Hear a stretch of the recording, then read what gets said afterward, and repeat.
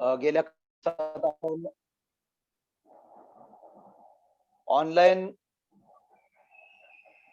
Webinar घेतले होते. त्याचबरोबर महाराष्ट्रातून आपल्याला चळवळीच्या विचार ऐकून वेगवेगळ्या माध्यमातून आपल्या साथींच्या संपर्कात आलेले आणि त्याचबरोबर या चळवळीत फार पूर्वीपासून काम करणारे अनेक साथी त्यांची इच्छा होती, की आम्हाला या संवाद शिबिरात घ्यावं.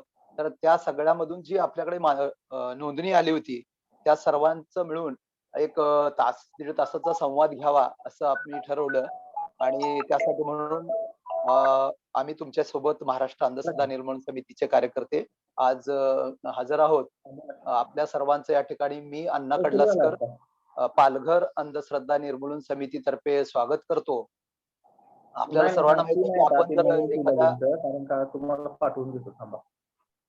फुलाचा हार घेतला आणि ते फुलं घेऊन आपण जर गुंफला, तर कोणीही त्या हाराकडे पाहून हा सांगत नाही, की ह्या अमक्या-अमक्याने किंवा अण्णा कडलासकरांनी हा हार बनवला म्हणून. लोकं जर झेंडूचा हार असेल तर सांगतात, की झेंडूचा आहे, गुलाबाचा असेल तर गुलाबाचा सांगतात. त्याचप्रमाणे ही चळवळ नेमकी कुठून आली, ती कशाच्या बीजावर किंवा कुठल्या विचारावर उभी आहे, याची मी जरा थोडक्यात माहिती देतो तुम्हाला. बीज काय आहे या चळवळीचं?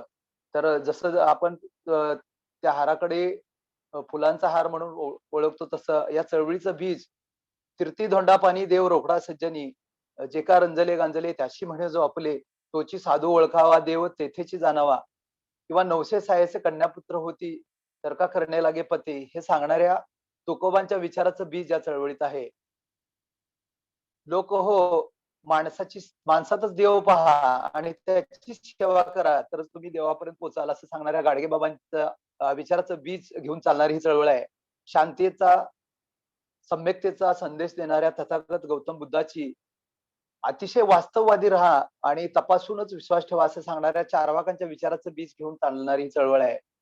सुधारकीय विचारांचा जागर करून आणि मनोवादी विचारांची धुळदाण उडवणाऱ्या अतिशय प्रखर अशा सत्य शोधक समाजाची स्थापना करणाऱ्या महात्मा ज्योतिराव फुल्यांच्या विचारांचं बीज घेऊन चालणारी ही चळवळ आहे.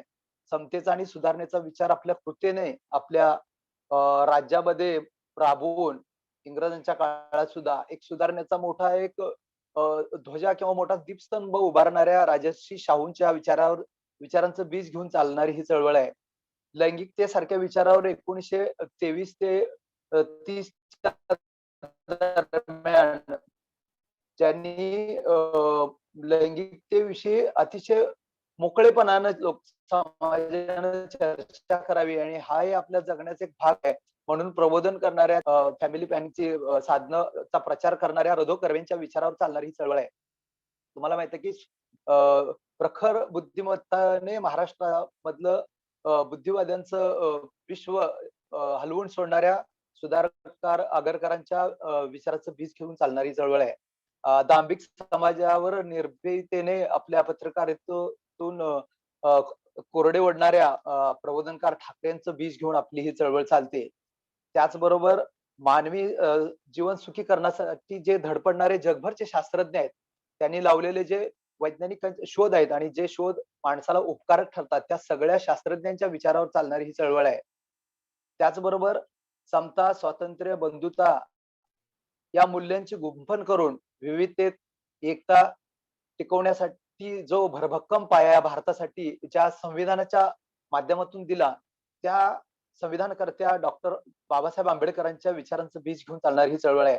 "जग बदल घालूनी घाव, सांगूनी गेले मला भीमराव" असं सांगून केवळ 1.5 दिवस शाळेत जाऊन सुद्धा समाजामध्ये खूप असं प्रबोधन घडवणाऱ्या शाहीर, लोकशाहीर अण्णाभाऊ साठेंच्या विचारांचं बीज घेऊन आपण चालतो ही चळवळ आहे. त्याचबरोबर समाजामध्ये जे खूप सारे संत आणि समाज सुधारक होऊन गेले, ज्यांनी समाजाला सतत प्रगतीचा, निर्भयतेचा, त्याचबरोबर अतिशय माणुसकीचा मार्ग दाखवला. त्या सर्व संत आणि समाज सुधारकांच्या विचारांचा वारसा घेऊन चालणारी ही चळवळ आहे आणि त्या सगळ्या विचारांच्या चळवळीची ओळख, त्या चळवळीविषयीची थोडीशी माहिती देण्यासाठी म्हणून मी या ठिकाणी आपल्या सर्वांचं स्वागत करतो. यापुढील याच्यामध्ये आपलं हे सगळं विचार मंथन चालेलच आणि यात सुरुवातीलाच ज्या संत आणि सुधारकांच्या विचारावर ही चळवळ चालते, त्यांच्या विचारांना अभिवादन करण्यासाठी एक गीत मी तुमच्या समोर सादर करतो आणि मग पुढील सूत्र आपण प्रशांत पोद्दार यांच्याकडे देऊया. ते गाणं असं आहे. संत तुकोबा आणि गाडगे बाबा, संत तुकोबा आणि गाडगे बाबा, विचार विश्वाचा तुमच्या आम्हावरी ताबा, विचार विश्वाचा तुमच्या आम्हावरी ताबा, रूढींच्या त्या बेड्यावरती मारिला तोडा, मने गाडा कर्मकांड व्यर्थ भीती सोडा, मने गाडा कर्मकांड व्यर्थ भीती सोडा, दैववादी वनव्यामधुने तारिले गरीबा, विचार विश्वाचा तुमच्या आम्हावरी ताबा, विचार विश्वाचा तुमच्या आम्हावरी ताबा, कल्पनेचे देव धिक्कारिले त्यांनी, दुःख हरण करण्यासाठी जिजविली वाणी, दुःख हरण करण्यासाठी जिजविली वाणी, शब्दांची शस्त्रे आम्हा देणारे तुकोबा, विचार विश्वाचा तुमच्या आम्हावरी ताबा, विचार विश्वाचा तुमच्या आम्हावरी ताबा, परोपकार पुण्य पाप परपीडा, पाखंडी जगाचा केला निवाडा, पाखंडी जगाचा केला निवाडा, जप अनुष्ठाने मोक्ष व्यर्थ गाजवाजा, विचार विश्वाचा तुमच्या आम्हावरी ताबा, विचार विश्वाचा तुमच्या आम्हावरी ताबा, मानवी मनाची करण्या सफाई, तर्काचा खराटा फिरला कसा ठाई ठाई, तर्काचा खराटा फिरला कसा ठाई ठाई, कबीरांचा ठेवा दिला तुम्ही गाडगे बाबा, विचार विश्वाचा तुमच्या आम्हावरी ताबा, संत तुकोबा आणि गाडगे बाबा, विचार विश्वाचा तुमच्या आम्हावरी ताबा, विचार विश्वाचा तुमच्या आम्हावरी ताबा. धन्यवाद. बोर प्रशांत.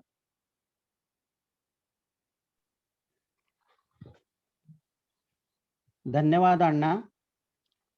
आवाज येतोय अण्णा व्यवस्थित? हो.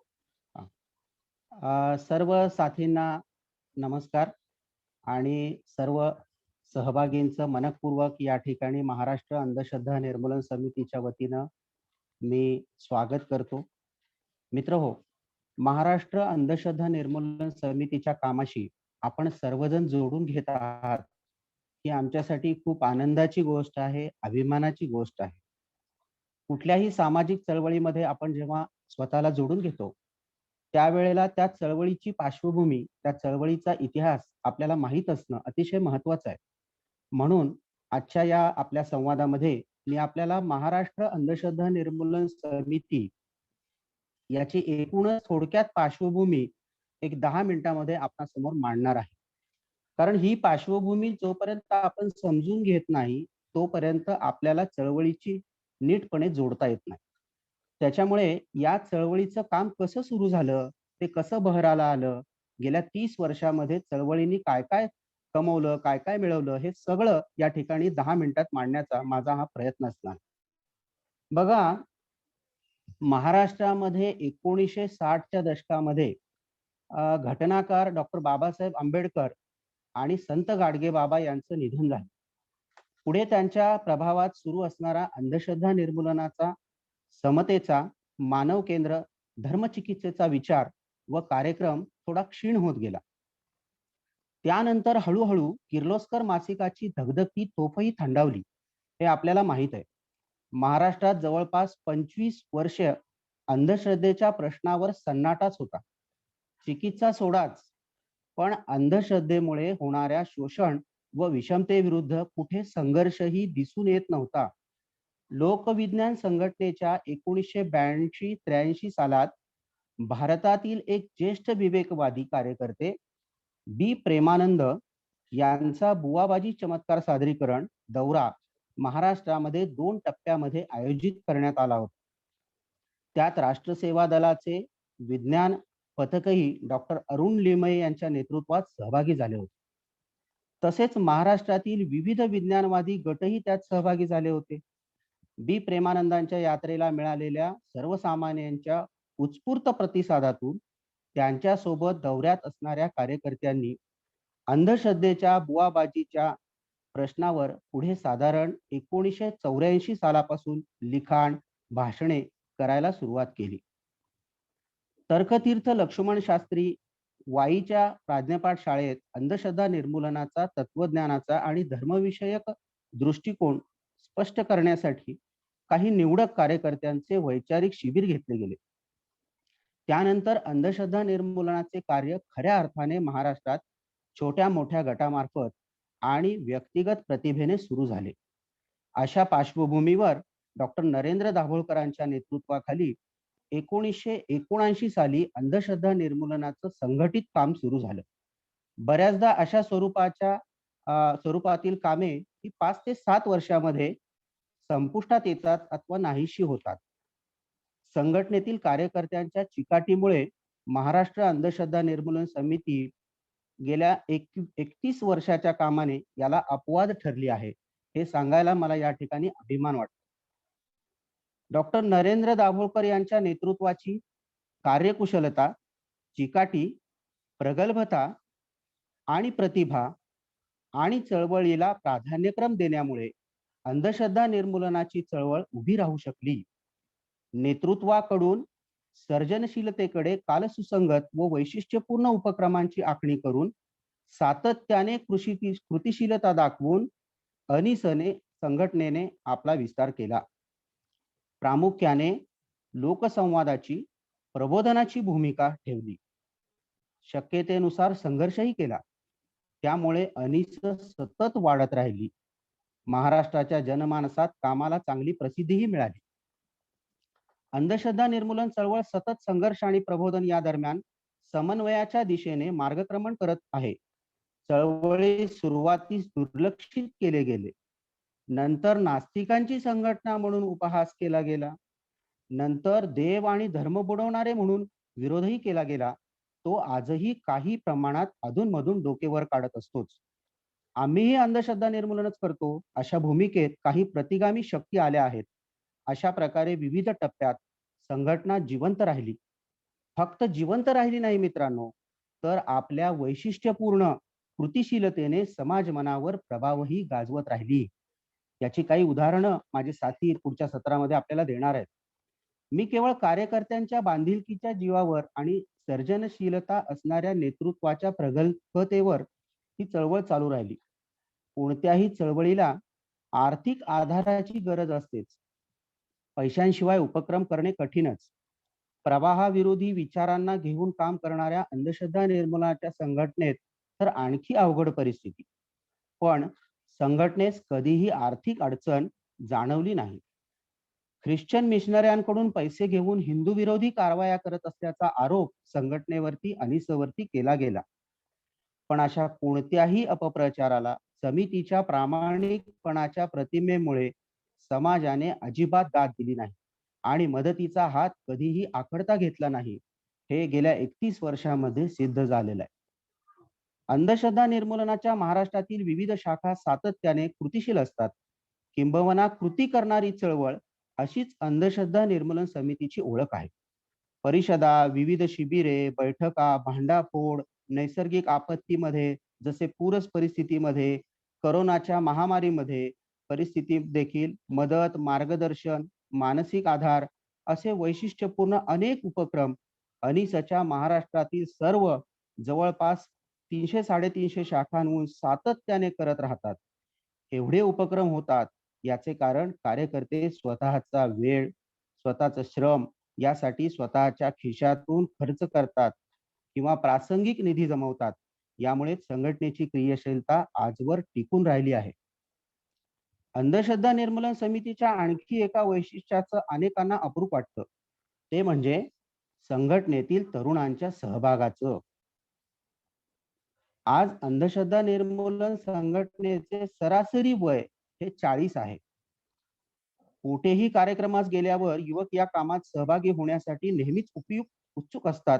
आपले अनुभव सांगतात. आजही महाराष्ट्रभर सर्व शाखात तरुणांचं प्रमाण लक्षणीय आपल्याला दिसतं. तुम्हाला संघटनेत सर्व किती छान चालले आहे हा सांगण्याचा माझा जरी प्रयत्न असला तरी गेल्या 31 वर्षाच्या कालावधीत सामाजिक बांधिलकी मानणाऱ्या कार्यकर्त्यांनी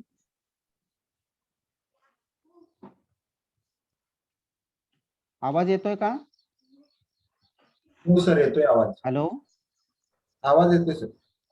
मुक्ता म्हणाले आवाज गेलाय म्हणून. हा, येतोय ठीक आहे. येतोय व्यवस्थित येतोय. Okay okay okay. मित्रांनो, महाराष्ट्रात सध्या बहुतेक सामाजिक चळवळी कोणतीही भाषा बोलत पण जातीच्या आधारावर उभ्या असतात. त्या तशा नसतात. त्या अनेकदा त्यांची इच्छा असो वा नसो जातीय बनलेल्या असतात अथवा आपापल्या संघटनेत जाणीवपूर्वक जातीय समतोल राखण्याचा प्रयत्न करतात. अंधश्रद्धा निर्मूलनाची चळवळ मात्र याबाबत इतरांना हेवा वाटावा अशी स्थिती आहे. समितीच्या सर्व शाखात मिळून फार मोठ्या प्रमाणात सर्व जाती धर्मांचे सर्व आर्थिक घटकांचे प्रतिबिंब सभासदांच्या रूपाने उमटलेले आहे. हजारो कार्यकर्ते चळवळीत वर्षानुवर्ष काम करत आहेत. पण परस्परांना एकमेकांची जात धर्म कधीही त्यांनी विचारला नाही. कोणी ती विचारतही नाही. समितीच्या कार्यकारिणीची निवड प्रक्रियेत कधीही जाती धर्माचा विचार झालेला नाही. त्यामुळे खऱ्या अर्थाने अनिस जात धर्माच्या पलीकडे गेलेली आहे हे मला अभिमानाने सांगावंसं वाटतं. बघा, थोडा विचार केला तर किती गुण वैशिष्ट्य अंधश्रद्धा निर्मूलन समितीची, पण दोष अजिबात नाहीत का? तर असं नाही. संघटनेच्या अनाहूतपणे प्राप्त झालेल्या बलस्थानांची माहिती तुम्हाला मी दिली, जी बलस्थाने केवळ आणि केवळ महाराष्ट्रातील हजारो कार्यकर्त्यांच्या सहभागाने संघटनेला मिळाली आहेत. संघटना आली म्हणजे मतभेद आलेच, व्यक्तिगत राग, लोभ आले, हेवेदावे आले, स्पर्धा आली, असूया आली, हे सगळे मानवी दुर्गुण आलेच. जेथे माणसे आहेत तेथे हे सारे असणारच. पण या मतभिन्नतेतही काम करणे हे संघटनेच्या खऱ्या निष्ठेचे लक्षण राहिले आहे. अंधश्रद्धा निर्मूलन चळवळीचे नाव केवळ महाराष्ट्रात नाही तर संपूर्ण भारतभर व त्याला आता साता समुद्रापार अमेरिकेतही पोहोचले आहे. अमेरिकेतील महाराष्ट्र फाउंडेशनने सामाजिक चळवळींचा 3 लाख रुपयांचा समाजकार्य गौरव पुरस्कार महाराष्ट्र अंधश्रद्धा निर्मूलन समितीला दिला. तसेच डॉक्टर नरेंद्र दाभोलकर यांना दशकातील महत्वाचा सामाजिक कार्यकर्ता म्हणून 10 लाख रुपयांचा पुरस्कार दिला. ही सर्व रक्कम डॉक्टर दाभोलकरांनी चळवळीला दिली. हे सांगताना मला अभिमान वाटतो. मित्रहो, हा सगळा पाठीमागचा सगळा जो काही पार्श्वभूमी महाराष्ट्र अंधश्रद्धा निर्मूलन समितीची आहे ती मी समजून सांगण्याचा या ठिकाणी थोडासा प्रयत्न केलेला आहे. आपणा सर्वांना माहिती आहे की 20 ऑगस्ट 2013 तो सर्वांसाठी प्रचंड वेदनादायी दिवस होता. डॉक्टर नरेंद्र दाभोलकर यांना पाठीमागून गोळ्या घालून मारण्यात आलं आणि हा सगळा विचार संपवण्याचाच हेतू ज्यांचा होता तो पूर्णपणे त्यांना यशस्वी करता आलेला नाही. हे अंधश्रद्धा निर्मूलन समितीने गेल्या 8 वर्षामध्ये सिद्ध करून दाखवलेलं आहे. डॉक्टर दाभोळकरांचा ज्यावेळेला मारण्यात आलं त्यांना, त्याच्यानंतर साताऱ्यामध्ये मोठा महाराष्ट्रव्यापी निर्धार मेळावा झाला आणि या मेळाव्यामध्ये आम्ही सर्वांनी निर्धार केला की हे काम जोमाने पुढे न्यायचं. माणूस मारून विचार मारता येत नाही हे खऱ्या अर्थाने महाराष्ट्र अंधश्रद्धा निर्मूलन समितीनं सिद्ध करून दाखवलेलं आहे. डॉक्टर दाभोळकर ज्या कायद्यासाठी 18 वर्ष मंत्रालयाच्या पायऱ्या कार्यकर्त्यांसह ते झिजवत होते, 2 महत्वाचे कायदे डॉक्टरांच्या नंतर महाराष्ट्रामध्ये झाले त्याचा उल्लेख मला या ठिकाणी करावासा वाटतो. एक म्हणजे जादूटोणा विरोधी कायदा जो डॉक्टरांच्या जाण्यानंतर या महाराष्ट्रामध्ये अस्तित्वात आला. की कुठलीही राजकीय पार्श्वभूमी अंधश्रद्धा निर्मूलन समितीला नसताना देखील 2 सामाजिक कायदे पास करून घेणं हे अनिसनं करून दाखवलेलं आहे. जादूटोणा विरोधी कायदा आणि सामाजिक बहिष्कार विरोधी कायदा. जादूटोणा विरोधी कायद्याअंतर्गत तर 700च्या वर बाबा-बुवांना गजाआड घालण्यामध्ये यश आलेलं आहे आणि सामाजिक बहिष्कार, जात पंचायती अशा क्रूर प्रकारांच्या विरुद्ध देखील 101 गुन्हे महाराष्ट्रामध्ये दाखल झालेले आहेत. हे जर कायदे नसते, तर किती मोठ्या प्रमाणात शोषण समाजाचं चालू राहिलं असतं हे आपल्या लक्षात येईल. खऱ्या अर्थाने अंधश्रद्धा निर्मूलन समितीचं ब्रीद आहे विज्ञान, निर्भयता, नीती. म्हणजे खऱ्या अर्थाने नुसतं विज्ञान नाही, तर विज्ञानातला वैज्ञानिक दृष्टिकोन निर्भयपणे आणि स्वतः नीतिमत्त राहून समाजामध्ये पोहोचवण्याचं काम अंधश्रद्धा निर्मूलन समितीची चळवळ सर्वत्र करत आहे. त्याच्यामुळे या व्यापक परिवर्तनाच्या प्रवाहामध्ये खरं तर प्रमुख जनचळवळ म्हणून महाराष्ट्रामध्येच नव्हे, तर भारतामध्ये अंधश्रद्धा निर्मूलन समितीला ओळखलं जातं. अशा संघटनेशी, अशा समितीशी आपण जोडून घेत आहात, याचा आम्हाला अभिमान आहे. आपणा सर्वांचं या ठिकाणी मनःपूर्वक स्वागत करतो आणि ही चळवळ सगळी कशाच्या आधारावर चालते? ज्या 4 सूत्रांच्या आधारावर चालते, ती चतुसूत्री मुक्ताताई आपल्यापुढे मांडणार आहे. मी विनंती करतो मुक्ता, ही चतुसूत्री आपल्याशी मांडेल आणि आपल्याशी संवाद करेल. धन्यवाद. धन्यवाद प्रशांत. नमस्कार, मी मुक्ता दाभोलकर. माझा सहकारी प्रशांत यांनी आता विज्ञान, निर्भयता, नीती या काय ज्याला गाइडिंग स्टार म्हणतात, की ते कोणते आहेत महाराष्ट्र अंधश्रद्धा निर्मूलन समितीचे, त्यांचा उल्लेख केला. या विज्ञान, निर्भयता नीतीच्या धोरणावर पुढे चालणारी संघटना एका चतुसूत्रीच्या आधारे काम करते. ही चतुसूत्री डॉक्टर नरेंद्र दाभोलकरांनी घालून दिलेली आहे आणि जसा जसा काळ बदलत जातो तसे तसे नवीन उपक्रम बदलत्या परिस्थितीला सामोरं जाताना नवीन मार्ग संघर्षाचे असा कालानुरूप बदल कामामध्ये होतच राहणार.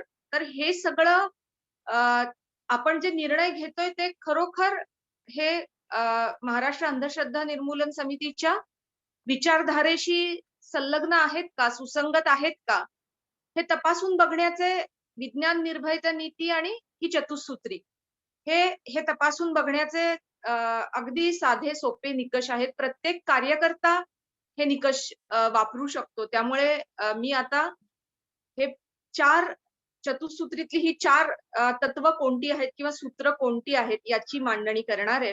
पुढची 10 मिनिटं मी बोलणार आहे या विषयावर. पहिलं सूत्र असं आहे की शोषण आणि दिशाभूल करणाऱ्या अंधश्रद्धांना विरोध. प्रशांत यांनी ज्या बी प्रेमानंद यांच्या दौऱ्याचा उल्लेख केला, त्या दौऱ्यानंतर आणि त्या आधीच्या काळात किर्लोस्कर मासिकाच्या काळात बुवांना, बाबांना आणि फसवणूक करणाऱ्यांना विरोध करण्याची सुरुवात झाली आणि महाराष्ट्र अंधश्रद्धा निर्मूलन समितीच्या कामाची सुरुवात देखील अशा बाबाबुवांना एक्सपोज करण्यातनं झाली आणि आज देखील महाराष्ट्र अनिसं हे काम अतिशय जागरूकपणे आणि गरज पडेल त्या प्रकारे करतच असते. तर ज्यामध्ये थेट शोषण होतं, शारीरिक, मानसिक, आर्थिक, त्या अंधश्रद्धांना पुढे जाऊन विरोध करणं ही याच्या मागची भूमिका आहे आणि याचंच फलित, या कामाचंच फलित ते म्हणजे जादूटोणा विरोधी कायदा हे आहे. या प्रकारच्या अंधश्रद्धांना विरोध करण्यासाठी स्वतंत्र कायद्याची गरज हे काम करताना लक्षात आली. कारण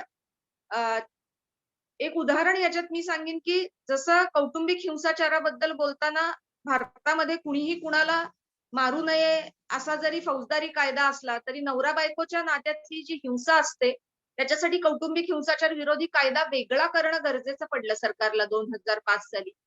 तसंच जेव्हा लक्षात आलं ह्या असंख्य बुवाबाजीच्या केसेस हाताळताना की भक्त आणि त्याने ज्याच्यावरती आंधळा विश्वास ठेवलेला आहे असा बुवा, बाबा, अम्मा यांच्यातलं जे नातं असतं ज्याला डॉक्टर नरेंद्र दाभोलकर असा शब्द वापरायचे की हातातल्या मणामणांच्या बेड्या माणसाला फुलाचे गजरे वाटू लागतात.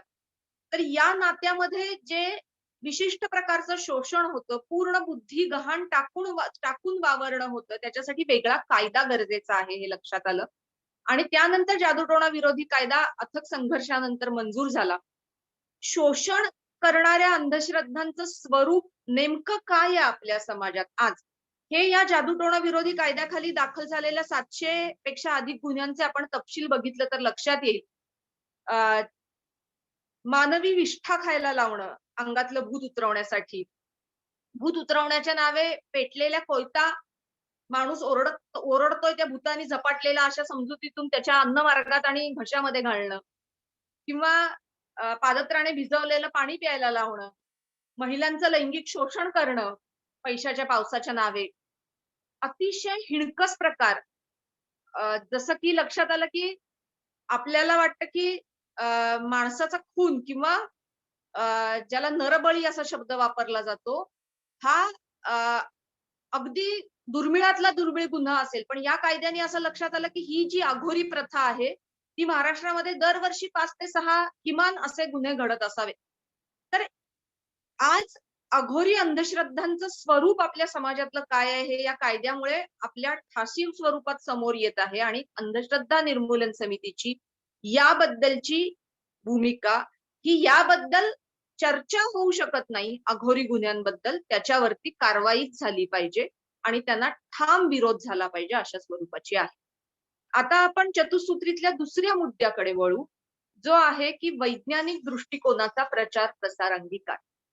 हा महाराष्ट्र अंधश्रद्धा निर्मूलन समितीने चतुसूत्री म्हणून स्वीकारलेला मुद्दा असला तरी भारतीय संविधानामध्ये कलम 51A, ज्याच्यामध्ये नागरिकांचे मूलभूत कर्तव्य नमूद करण्यात आलेले आहे, त्याच्यामध्ये या गोष्टीचा उल्लेख केलेला आहे की मी जर भारतीय नागरिक असेन तर वैज्ञानिक दृष्टिकोनाचा प्रचार प्रसार अंगीकार करणं हे माझं मूलभूत कर्तव्य आहे.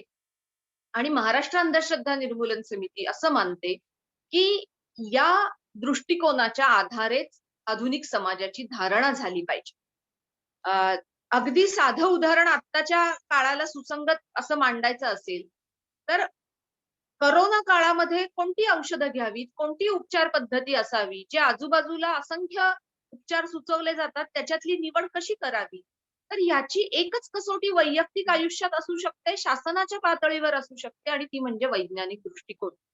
तर हा निर्णय घेण्याचा एक ताईत आहे असं म्हणता येऊ शकेल की ज्याच्यामध्ये आणि वैज्ञानिक दृष्टिकोनामध्ये या 3 गोष्टी अनुस्यूत असतात, ज्या प्रशांतने उल्लेख केला. विज्ञान, निर्भयता, नीती. म्हणजे नुसतं तुम्हाला वैज्ञानिक तथ्य माहिती असून उपयोग नाही, तर ते तुम्हाला निर्भयपणे सांगावं लागतं. आणि त्याच्यासाठी महाराष्ट्र अंधश्रद्धा निर्मूलन समिती स्वतः काम करते, तरुणांना आणि या समाजातल्या माणसांना त्यासाठी तयार करण्याचं काम करते. आणि वैज्ञानिक दृष्टिकोनामध्ये नुसता विज्ञानाचा आग्रह नसतो, तो नीतिमान जगण्यासाठी विज्ञानाचा आणि वैज्ञानिक विचार पद्धतीचा अंगीकार करण्याचा आग्रह असतो. त्यामुळे अंतिमतः हे सगळं कशासाठी करायचंय, तर एका नीतिमान समाजाच्या घडणीसाठी हे करायचंय. हे भान ठेवून वैज्ञानिक दृष्टिकोनाचा प्रचार प्रसार अंगीकार केला पाहिजे. माझ्या आयुष्यातले निर्णय मी कशाच्या आधारे घेऊ, असा जेव्हा आपल्याला प्रश्न पडतो तेव्हा हा वैज्ञानिक दृष्टिकोन आपल्या मदतीला येतो. या संदर्भात चळवळीच्या पातळीवर करण्याचं काम म्हणजे आज जी सगळी लहान आणि तरुण मुलं आहेत की जी घडत्या वयातली आहेत, त्यांच्यापर्यंत योग्य वयामध्ये वैज्ञानिक दृष्टिकोनाचा विचार घेऊन जाणं. अगदी आपल्या सगळ्यांना माहिती असलेलं अंधश्रद्धेचं उदाहरण जे नेहमी उल्लेख केला जातो, मांजर आडवं जाणं.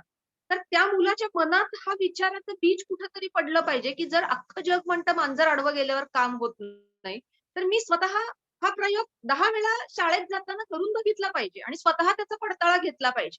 लक्षात घ्या, प्रत्येक मुलामध्ये ही हिंमत असते, ही इच्छा असते. जेव्हा माणूस लहान असतं तेव्हा त्याच्यामध्ये ही ताकद असते प्रयोग करून बघण्याची. तर हे वातावरण हे विचार योग्य आहेत. या विचारानेच तो पुढच्या आयुष्यातले निर्णय घेतले पाहिजे. असा संस्कार या मुलांच्या मनामध्ये करणं हे या चतुसूत्रीला धरून असलेलं अंधश्रद्धा निर्मूलनाचं महत्वाचं काम आहे. आणि आपण आजपर्यंत वैज्ञानिक जाणीवा प्रकल्प या महत्वाच्या उपक्रमाच्या माध्यमातून लाखो मुलांपर्यंत अशा प्रकारचा विचार घेऊन पोहोचलेलो आहोत. महाविद्यालयीन मुलांशी या विषयावर संवाद साधण्यासाठी विवेक वाहिनी हे व्यासपीठ आपण महाविद्यालयांमध्ये चालवत आहोत. त्यामुळे तरुणांशी आणि स्वतःच्या मनाशी वैज्ञानिक दृष्टिकोनाचा संवाद छेडणं हे दुसरं सूत्र झालं. तिसरं सूत्र आहे की धर्माची विधायक चिकित्सा.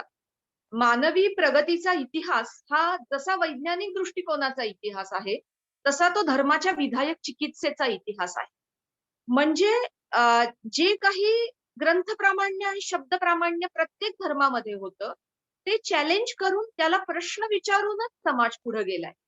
अगदी मराठी माणसांना पटकन पटेल असं उदाहरण म्हणजे स्त्रियांचं शिक्षण, की बाईनं शिकू नये. हे लिहून ठेवलेलं होतं कुठेतरी, घरातले थोड्या मोठ्या लोकांकडून सांगण्यात यायचं.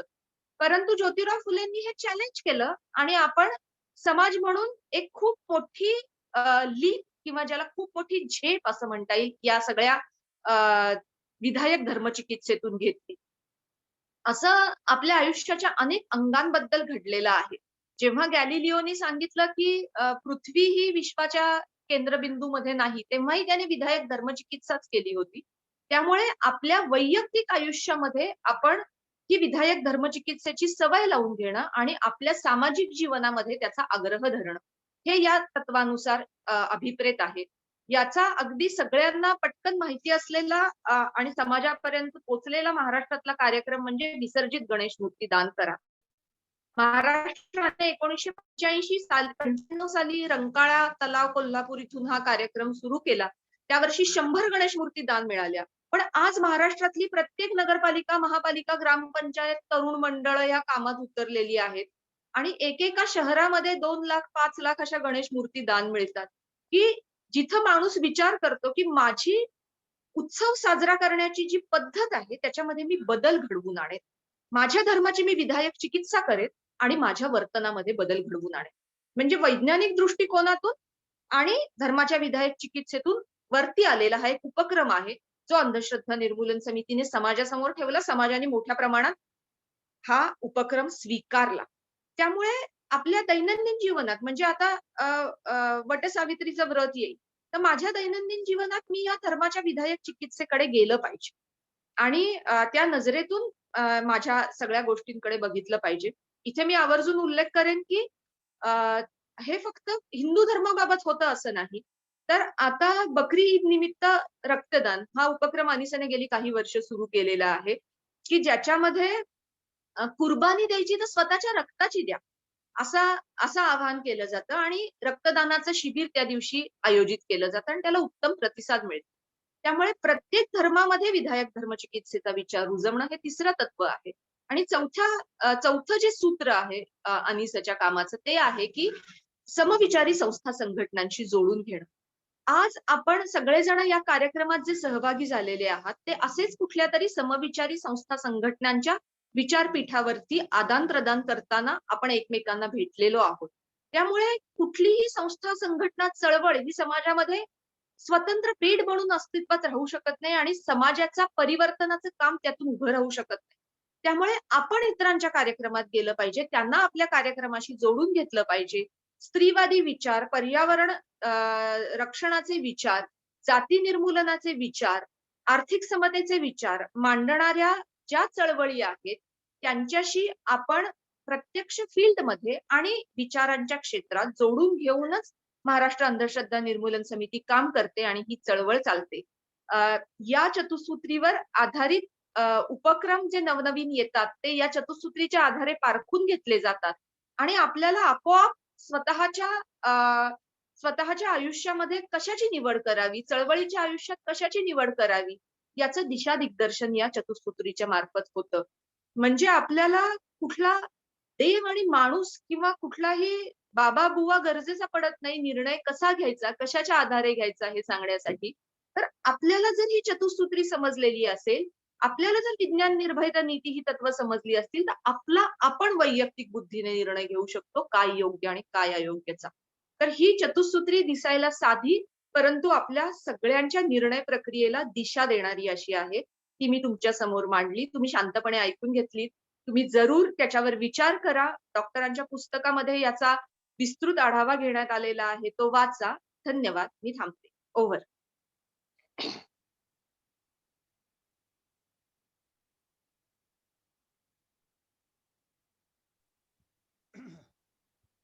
प्रशांत. धन्यवाद मुक्ता. मला वाटतं खूप कमी वेळामध्ये आणि छान अशी मांडणी झालेली आहे मुक्ता दाभोळकर यांनी केलेली आहे. यानंतर आपल्या सगळ्या या ग्रुपवर जमा झालेल्या सगळ्यांची इच्छा आहे की अंधश्रद्धा निर्मूलनाचं कार्य करायचं म्हणजे मला कार्यकर्ता व्हायचं आहे. तर कार्यकर्ता व्हायचं म्हणजे काय करायचं, कार्यकर्ता कसा असावा याविषयीचे एक मंथन आम्ही देण्यासाठी आमंत्रित करत आहोत.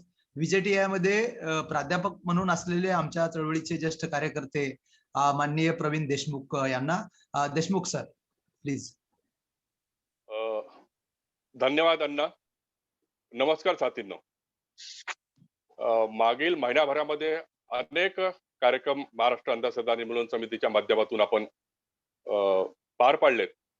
तर त्या कार्यक्रमामध्ये मिळालेला प्रचंड प्रतिसाद पाहिल्यानंतर अनेक महाराष्ट्राच्या कानाकोपऱ्यातून अनेक कार्यकर्ते आपल्यासोबत जोडले गेलेत आणि त्यांच्याशी जवळपास मागच्या महिनाभर खूप मी भरभरून बोलत होतो, अनेकांशी चर्चा करत होतो, म्हणजे अगदी तासनतास गप्पा केल्यात त्या सर्वांची. अजूनही सर्वांशी माझा संवाद चालू आहे. अण्णा कळसकर आमचे साथी तुमच्याशी संपर्क साधतायत, वैयक्तिकरित्या साधतायत.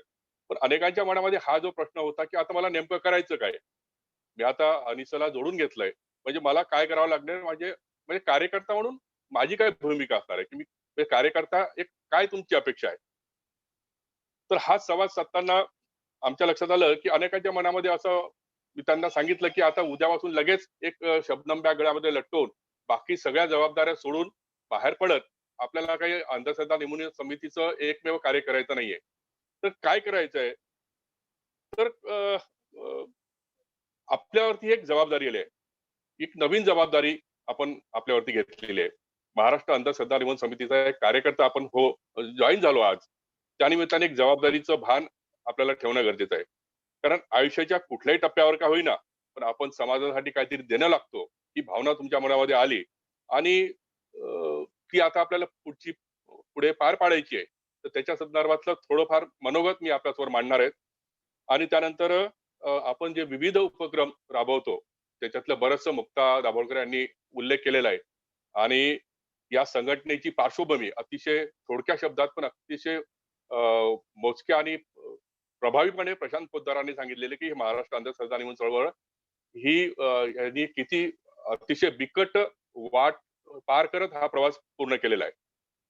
तर मित्रो, कार्यकर्ता म्हणजे काय, तर कुठल्याही कार्यात विशेषपणे अग्रेसर होऊन काम करणारा म्हणजे काय, तर तो कुठल्याही एका कार्यामध्ये आणखी आपल्या एक समोर जाऊन समोर एक दोन पावलं पुढे चालून तो आपलं काम करू इच्छितो. तो एखादा राजकीय कार्यकर्ता असेल, कामगार चळवळीतला कार्यकर्ता असेल, धार्मिक संघटनांसोबत जोडलेला कार्यकर्ता असेल, एवढंच काय तर एखाद्या समाज विघातक संघटनेसोबत जोडलेला देखील तो कार्यकर्ता असू शकतो. आणि तो त्यांच्या आयडियोलॉजी प्रमाणे, जसं आता मुक्ता दाभोळकरांनी आपली एक विचार पद्धती सांगितली, चतुसूत्री सांगितली, त्या पद्धतीने आपण आपली संघटना चालते. तर त्याच प्रकारे सामाजिक संघटना असेल आणि त्यातल्या त्यात जर महाराष्ट्र अंधश्रद्धा निर्मूलन सारखी वैज्ञानिक दृष्टिकोन जोपासणारी आणि विवेकाच्या वाटेवरती चालणारी जी संघटना आहे आणि त्याचे जर आपल्याला कार्यकर्ता म्हणून काम करायचं असेल तर काही वेगळे निकष आहेत, काही अपेक्षा ज्या आम्हाला तुमच्याकडून आहेत ते आज मी तुमच्यासमोर मांडतोय. जसं मुक्ता दाभोळकर यांनी चतुसूत्री सांगितली, ती चतुसूत्री हा मूळ गाभा आहेच की कार्यकर्त्यांनी ही चतुसूत्री थोडक्यात आपल्या अंगीकारली आवश्यक आहे. ती चतुसूत्री तो मांडणारा असावा कार्यकर्ता. दुसरं काय तर संघटनेच्या कार्यकर्त्याला जबाबदारीचं भान असलं फार गरजेचं आहे. मित्रो, खर तर तुम्ही सर्वच आज जे या शिबिरामध्ये जॉईन झालेले आहात हे सर्व अंधश्रद्धा निर्मूलन समितीचेच कार्यकर्ते आहात. कदाचित या वाक्याने तुम्हाला थोडंसं आश्चर्यचकित झाल्यासारखं वाटेल, परंतु कार्यकर्ता हा ढोबळमानाने दोन प्रकारचा असतो. एक वैचारिक पातळीवरती तो विचारांनी एखाद्या संघटनेला आधीपासूनच जोडलेला असतो आणि दुसरा जो असतो तो कृतिशीलपणे संघटनेशी जोडलेला असतो. आता तुमच्या सर्वांच्या मध्ये हा पहिला कार्यकर्ता पूर्वीपासूनच होता, फक्त कृतिशीलपणे मात्र तुम्ही आज तो स्वतःला तुम्ही जोडून घेतायत. तुम्हाला तो कृतिशीलपणे जोडून घेण्याची संधी तुम्हाला ती आज मिळते, एवढाच फरक आहे. आता अनेकांवरती असणाऱ्या जबाबदाऱ्या असतात. म्हणजे काही विद्यार्थी असतील तर त्यांच्यावरती अभ्यासाची जबाबदारी असते, कामाच्या स्वरूपाची जबाबदारी असते. काहींवरती कौटुंबिक जबाबदाऱ्या असतात. तर ह्या सगळ्या जबाबदाऱ्या पार पाडत आज तुम्ही आणखी एक जबाबदारी स्वतःवरती घेतलेली आहे. ती आहे अंधश्रद्धा निर्मूलन समितीचा एक कार्यकर्ता म्हणून. तर आपला ही जबाबदारी जो स्वतःचं कुटुंब सांभाळतो, जो स्वतःचा अभ्यास सांभाळतो, जो स्वतःचा आपला कामाचा व्याप सांभाळतो, त्याला खरं जबाबदारीचं भान आहे असं आम्ही गृहीत धरतो. आणि असाच कार्यकर्ता अंधश्रद्धा निर्मूलन समितीची सुद्धा जबाबदारी व्यवस्थितपणे पार पडू शकेल असा आम्हाला आशावाद आहे. म्हणून पहिला क्रायटेरिया किंवा आम्हाला अपेक्षा आहे की तो आमचा कार्यकर्ता हा जबाबदारीचं भान ठेवून वागणारा असावा. मी मुद्दाम उदाहरण म्हणून देईल की डॉक्टर नरेंद्र दाभोळकरांनी 20 वर्ष चालणारी आपली मेडिकलची प्रॅक्टिस बंद करून पूर्ण वेळ चळवळीमध्ये त्यांनी झोकून दिलं. महाराष्ट्र अंधश्रद्धा निर्मूलनाच्या चळवळीमध्ये त्याने स्वतःला झोकून दिलं. पण हा काही निर्णय त्यांनी एका रात्रीत घेतला नाही. स्वतःच्या वरती असणाऱ्या सगळ्या जबाबदाऱ्या, संघटनेची जबाबदारी घेताना मला काय काय करावं लागणार आहे, या सगळ्या जबाबदारीचा भान, त्याचा सगळा बेस, वैचारिक बेस सगळा पक्का केल्यानंतर त्यांनी ही जबाबदारी घेतली. तर मी मुद्दाम तो मुद्दा हॅमर करतो की आपला कार्यकर्ता हा अतिशय जबाबदारीने वागणार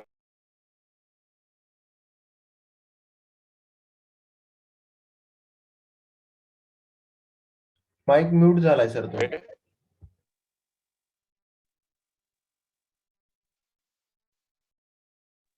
आवाज येतोय? हॅलो येतो बोला. हॅलो. येतोय बोला सर. हा येतोय बोला सर. एक आता एक मध्ये सेकंड. म्यूट झाला होता थोड्या वेळासाठी. हा हा एक एक सेकंड आलो आलो. तर एक कॉल आल्यामुळे म्यूट झालेला. तर वेळ देणारा हा असला पाहिजे. आपले दिवसभरातला एखादा तास, 1-2 तास हा कार्यकर्ता संघटनेसाठी वेळ त्यांनी दिला पाहिजे किंवा आठवड्यातून 1 दिवस त्यांनी वेळ दिला पाहिजे. एखाद्या आपण लायब्ररीचे जर आपण सभासद झालो तर आपण त्या लायब्ररीचं पुस्तक आणल्यानंतर तर पुस्तक वाचण्यासाठी तर आपण वेळ देतोच की नाही, की नुसतं सभासद झालं आणि पुस्तकच वाचलं नाही किंवा पुस्तक वाचण्याला वेळच दिला नाही तर असं कसं चालेल. त्याच्यामुळे आज अनिसचं जेव्हा तुम्ही कार्यकर्ता आणि कृतीशील कार्यकर्ता होणार तर आपल्याला संघटनेसाठी हा वेळ द्यावाच लागेल. तर संघटनेसाठी वेळ देणारा हा आपला कार्यकर्ता असला पाहिजे. कार्यकर्ता विवेकशील असला पाहिजे, कृतीशील असला पाहिजे, विवेकादी विचारावरती चालणारा असला पाहिजे. मुक्ता दाभोळकरांनी त्याचं थोडक्यात का होईना आज तुम्हाला विवेचन दिलेलं आहे की प्रश्न विचारणारा असला पाहिजे. डॉक्टर नेहमी म्हणायचे की अंधश्रद्धा निर्मूलन समिती ही डोके चालवा चळवळ आहे. म्हणजे तुम्हाला विचार करता आला पाहिजे. मग विचार करण्यासाठी पुस्तकांचं वाचन असलं पाहिजे आणि तुमचा जो एक वैचारिक बेस आहे तो पक्का असणारा कार्यकर्ता आपल्याला या चळवळीमध्ये अपेक्षित आहे. आपण बरेचदा चालताना बोलताना किंवा अनेक विचार वेगवेगळ्या संघटनांवरती काम करताना फटकळपणे बोलतो किंवा आपल्याला जसं योग्य वाटेल त्या पद्धतीने वागतो. परंतु आता विवेकवादी चळवळीचा कार्यकर्ता म्हटल्यानंतर आपल्याला ही बंधनं पाळावं लागणार आहेत की आपण विवेकवादी चळवळीची आपल्या प्रत्येक कृतीला विवेकवादी कृतीची त्या विचारांची बेस असला पाहिजे. तर हा विवेकशील असा आपला कार्यकर्ता असला पाहिजे ही आपली एक अपेक्षा आहे. जसं मी सांगितलं की कार्यकर्ता हा श्रम, वेळ आणि आर्थिक योगदान बाबत तो सुद्धा कृतीशील असला पाहिजे. कारण कुठलंही संघटन या 3 घटकांमुळे चालतं. वेळ देणारा कार्यकर्ता, श्रम देणारा कार्यकर्ता आणि आर्थिक योगदाना मध्ये आपलं योगदान देणारा कार्यकर्ता. तर मी काही कार्यकर्ते श्रम देतात. मी अनेकांशी खाजगीत बोलताना विद्यार्थ्यांना किंवा बाकीच्यांशी बोललो की अनेकांना आर्थिक देता येत नसेल, वेळ देता येत नसेल किंवा पण तो आपण श्रम करू शकतो. कार्यक्रमाचं आयोजन, नियोजन असेल, अनेक त्याला त्याच्या कामाच्या स्वरूपानुसार विद्यार्थी असेल तर विद्यार्थी, डॉक्टर असेल तर डॉक्टर, वकील असेल, पत्रकार असतील, त्यांनी आपापल्या भूमिकेतून या संघटनेला काय योगदान देता येईल त्या दृष्टीने त्यांनी आपलं योगदान दिलं पाहिजे. तर याचाच अर्थ की कार्यकर्ता हा श्रम, वेळ आणि आर्थिक योगदान या 3 घटकांपैकी किंवा त्याला जे शक्य असेल त्यांनी त्या संघटनेसाठी योगदान दिलं पाहिजे. आणि सर्वात शेवटचा मुद्दे अनेक सांगता येतील कार्यकर्ता म्हणून, परंतु संघटनेचा कार्यकर्ता हा निर्व्यसनी असावा ही एक माफक किंवा अशी एक अपेक्षा असते की आता व्यसन म्हटल्यानंतर व्यसनाची लिस्ट मी वाचणार नाही. तो साधारणतः कुठल्याही गोष्टीचा अतिरेकही हे व्यसनच असतं. पण अगदी गुटखा, तंबाखू पासून तर दारूपर्यंत ज्याचा उल्लेख मुक्ताताईंनी केला की आपण जेव्हा वेगवेगळे सण साजरे करतो त्यावेळेस आपण कशा पद्धतीने ते साजरे करतो. तर कार्यकर्ता हा निर्व्यसनी असावा असे हे 6 किंवा 7 अपेक्षा आम्हाला कार्यकर्ता म्हणून आपल्या कडून आहे की चतुःसूत्री पाळणारा असावा, जबाबदारीचं भान पाळणारा असावा, संघटनेसाठी वेळ देणारा असावा, तो विवेकशील असावा, कृतिशील असावा आणि ज्याला ते जे ज्या क्षेत्रात काम करतात त्या क्षेत्रातून त्याला जे काही देण्यासारखं असेल संघटनेला त्यांनी ते योगदान यापुढे संघटनेशी द्यावं अशा विचारांचा असावा आणि निर्व्यसनी असावा. मला वाटतं या थोडक्यात मी माझ्या मनोगतानंतर जे विविध उपक्रम, त्या अनेक विविध उपक्रमांचा उल्लेख मुक्ता दाभोळकर यांनी केलेला आहे. तर बरंचसं माझं काम त्यांनी पार पाडलेलं आहे. पण महाराष्ट्र अंधश्रद्धा निर्मूलन समिती केवळ बुवा बापू महाराज किंवा शोषण करणाऱ्या ज्या ज्या काही आहेत व्यक्ती असतील किंवा संघटना असतील, संस्था असतील त्यांनाच फक्त विरोध करते असं नाही. तर प्रबोधनाचं काम मोठ्या जोमाने ती करत असते आणि त्याच्यामध्ये जसं मुक्ताताई दाभोळकरांनी सांगितलं की धर्मचिकित्सेपासून सगळ्या ठिकाणी आपण त्याचं काम करतो. तर हे विविध उपक्रम जे आहेत की दारूचा नव्हे दुधाचा, म्हणजे नावावरनच आपल्याला कळतं की आपण 31 डिसेंबरचे जे कार्यक्रम करतो किंवा कुठलाही सण तर त्याला दारूला नकार द्या, दुधाचा असा आपण उपक्रम राबवतो. आपण त्या दिवशी चौकामध्ये वस्त्यांमध्ये दुधाचं वाटप करतो जेणेकरून एक चांगला मेसेज लोकांपर्यंत जावा की दारू पिऊन सेलिब्रेट करू नका, तर त्याला पर्याय म्हणून आपण दिला तो दुधाचा दिला. होळी लहान करा, पुरणपोळी दान करा. आपण नेहमी म्हणतो की होळीमध्ये लाकडांची वृक्षांची अतिशय हानी होते आणि त्याच्यामध्ये आपण जे टाकतो पूजेचं साहित्य जे टाकतो, पुरणाची पोळी नैवेद्य म्हणून टाकतो, नारळ असेल, बत्ताशे असतील, अनेक खाद्य सामग्री आपण टाकतो. तर आपले कार्यकर्ते त्यांना जाऊन विनंती करतो आपण त्याला की हे साहित्य जे आहे ते एक छोटासा भाग तुम्ही त्या होळीमध्ये टाका किंवा होळीचं स्वरूप आहे ते अतिशय छोटं ठेवा आणि हे ज्या पुरणपोळ्या त्या आम्हाला दान करा, आम्हाला द्या, की आम्ही पुरणपोळ्या गरीब वस्तीमध्ये जाऊन वाटू. जे नारळ असेल, खाद्याचं जेवढं काही साहित्य असेल ते आपले सगळे कार्यकर्ते गोळा करतात त्या दिवशी आणि हजारोंच्या संख्येने पुरणपोळ्या गोळा करून जिल्ह्यातले कार्यकर्ते गरीब वस्तीमध्ये, झोपडपट्टीमध्ये त्या पुरणपोळ्याचं दान करतात. तर हा एक चांगला उपक्रम आणि त्याला खूप चांगला प्रतिसाद मिळतो. पर्यावरणपूरक गणेश विसर्जनाचा उल्लेख मुक्ता दाभोळकरांनी केला. एकेकाळी खूप विरोध झाला, परंतु प्रदूषण टाळण्यासाठी आता ती शासनानेच ती स्कीम म्हणा, ती व्यवस्था आता राबवायला सुरुवात केलेली आहे. बकरीचा उल्लेख केला की आपण फक्त मुस्लिम धर्मावरतीच किंवा हिंदू धर्माबद्दल बोलतो की इतर धर्माबद्दल बोलतच नाही. तर आपण मुस्लिम सत्यशोधक समिती असेल की मुस्लिम समाज संघटना असतील त्यांच्या सोबत आपण बकरीच्या दिवशी रक्तदानाचे कार्यक्रम आयोजित करतो. तर हा एक चांगला उपक्रम ज्याला अतिशय चांगला प्रतिसाद मिळतो. जटा निर्मूलनाचा कार्यक्रम करतात आमच्या नंदिनी जाधव, अतिशय तडफेने त्या वस्त्यांमध्ये जाऊन जटा निर्मूलनाचं काम करत असतात. जात पंचायत, आता आपण उल्लेख केलेला असेल की आपण 2 कायदे पास करून घेतले. सामाजिक बहिष्कार विरोधी कायदा असेल किंवा जादूटोणा विरोधी कायदा असेल. तर समाजामध्ये हे जे चालतं सामाजिक बहिष्काराचे प्रकार जे चालतात वाड्या वस्त्यांमध्ये, तर त्याला अटकाव करण्याचं काम सुद्धा आपले कार्यकर्ते करत असतात. तसंच आपण लग्न म्हटलं की कुंडल्यामध्ये राहू कुठे आहे आणि केतू कुठे आहे या भानगडीत पडतो. त्यापेक्षा या जोडीदाराची ही विवेकी निवड कशी करावी, आपला जोडीदार कसा असावा याबद्दल मार्गदर्शन करणारे आपण कार्यक्रम राबवतो आणि विवेकी जोडीदार आपल्या आयुष्याचा कसा मिळाला पाहिजे, जात-पात सगळ्यात न मांडता आपली निवड कशी योग्य असली पाहिजे त्याचं आपण मार्गदर्शन करणारा उपक्रम राबवतो. फिरते तारांगण हा कार्यक्रम आपण राबवतो. जसं नेहरू प्लॅनेटोरियम आहे. अर्थात मोठ्या शहरांमध्येच ही व्यवस्था आहे, परंतु खेड्यातल्या गाव पातळीवरच्या शाळातल्या सगळ्या मुलांना मुंबईमध्ये येऊन किंवा मोठ्या शहरांमध्ये बंगलोर, दिल्लीमध्ये जाऊन तर काही हे नभोमंडल पाहता येत नाही. तर मग डॉक्टर दाभोळकरांच्या स्वप्नातून हे आपण अतिशय खर्चिक असा प्रोजेक्ट की फिरती गाडी, त्याच्यामध्ये मोठा टेंट असतो. त्या टेंटमध्ये प्रोजेक्टरच्या साहाय्याने आपण ग्रह, नक्षत्र, तारे यांची सविस्तर एक अर्धा तासाचा आपण कार्यक्रम विद्यार्थ्यांसाठी राबवतो. हा मोठा अतिशय विद्यार्थ्यांच्या साठी राबवणारा आपण एक उपक्रम राबवत असतो. बुवा बापू महाराजांचा भांडा पडतो आपण करतो. कारण शोषणामध्ये सर्वात जास्त योगदान या बुवा बापू महाराजांचंच असतं. सत्य शोधकी विवाहांचं आपण आयोजन करतो. चमत्कार सादरीकरण आपण करतो. चमत्कार आपले अनेक कार्यकर्ता झाला की आपण त्याला विविध चमत्काराचं सादरीकरण कसं करावं ते आपण त्यांना शिकवतो. आपल्या कार्यकर्त्याला प्रत्येक चमत्काराच्या मागचं विज्ञान काय आहे ते समजलंच पाहिजे, म्हणून त्यांना आपण चमत्कार सादरीकरणाचे प्रयोग करायला लावतो किंवा त्याचं आपण प्रशिक्षण देतो. आणि प्रबोधनाचे कार्यक्रम तर करतोच आहे आपण. कारण आता तुम्ही बघितला मुक्ता दाभोळकर असतील, हमीद दाभोळकर असतील किंवा अनिसचे सर्व साथी वेगवेगळ्या चॅनलच्या माध्यमातून व्हॉट्सअप आणि फेसबुकच्या माध्यमातून प्रत्येक विषयावरती प्रबोधनाचे कार्यक्रम मागचे 2 महिने अथकपणे करतायत. त्या कार्यक्रमाच्या माध्यमातूनच आज आपण एकमेकांशी संवाद साधतोय. आणि आज कार्यक्रम लावलेला आहे की कार्यकर्ता प्रशिक्षण शिबिर. असे शिबिरी सुद्धा आपण वर्षभर सातत्याने राबवत असतो.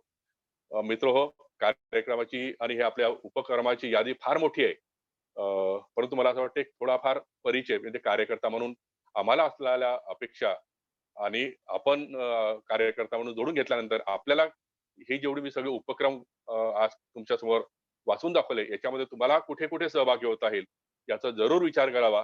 आणि परत एकदा तुम्ही सर्वजण या चळवळीमध्ये, विवेकवादी चळवळीमध्ये तुम्ही सहभागी झाला त्याबद्दल मी तुम्हाला सर्वांचं मनापासून स्वागत करतो. आणि परत आपण असाच संवाद साधत राहूया. धन्यवाद. धन्यवाद देशमुख सर. अतिशय छान आणि कमी शब्दामध्ये कार्यकर्ता म्हणून ज्या जबाबदाऱ्या आपल्यावर आहेत त्याविषयीचं सखोल मार्गदर्शन, चिंतन आणि उपक्रमांची ओळख आपण करून दिली. ज्या उपक्रमाच्या द्वारे आपण समाजापर्यंत पोहोचता येतं त्यामध्ये या आजच्या साथींना माझी विनंती आहे की तुम्ही त्याविषयी जाणून घ्या. हे आपलं प्राथमिक शिबिर असेल. यानंतरही तुमच्याशी असंच वेळोवेळी आपण मध्ये मध्ये संवाद करणार आहोत. काही टेक्स्ट स्वरूपात तुम्हाला आम्ही माहिती देऊ. आपल्या सर्वांना माहिती आहे की आपल्याला रोजच्या जगण्यासाठी म्हणून जे इंधन लागतं ते अन्नाद्वारे घेतो.